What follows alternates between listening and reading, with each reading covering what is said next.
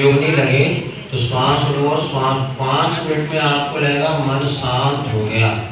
अथवा कपालभाति में सीधे बिना आजू बाजू के सीधे श्वास लो और श्वास गहरी श्वास लो और छोड़ो।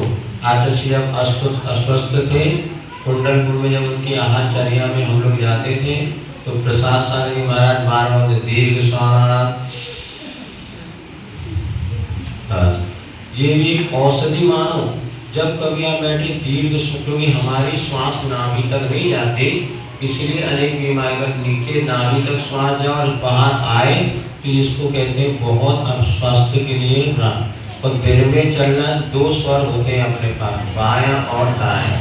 दिन में चलना चाहिए बायां स्वर और रात में चलना चाहिए दायां स्वर। इसलिए हमेशा सोते समय बाएं करवट, बाएं माने लेफ्ट, जब कभी सोते हैं ना तो लेफ्ट करवट से सोना चाहिए, लेफ्ट साइड से। तो उसमें क्या होगा, ये दायां स्वर चलेगा। जिसका रात में दायां स्वर चलता है राइट वाला, वो स्वस्थ रहता है। दिन में हमेशा बायां स्वर चलना चाहिए। यदि आपको कैलेंडर वगैरह में दिया है तीर्थंकर में, आचार्य कहते थे स्वर विज्ञान फैल नहीं होता। आप देखना, आपको गर्मी बढ़ेगी, पित्त बढ़ेगी तो आपका ये स्वर जो है ना, ये वाला सीधे हाथ वाला चलने लगेगा। यदि आपका उल्टा हाथ वाला स्वर चल रहा है, समझना आप स्वस्थ हैं। दिन में हमेशा बायां स्वर चलाना चाहिए।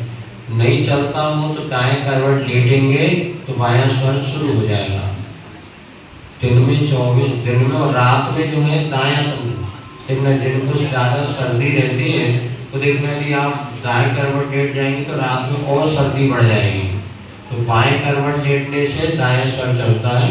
तो वैसे तो सब कुछ एक है, किंतु 2-2 भी हम भेद करते हैं। सामर्थ्य से ओम एक बीजाक्षर है।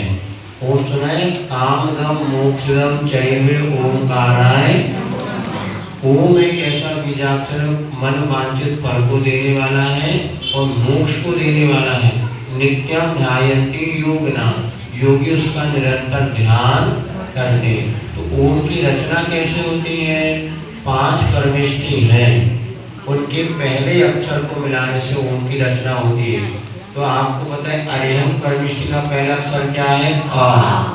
दूसरे सिद्ध परमिष्टि को क्या कहते हैं? अशरीरी।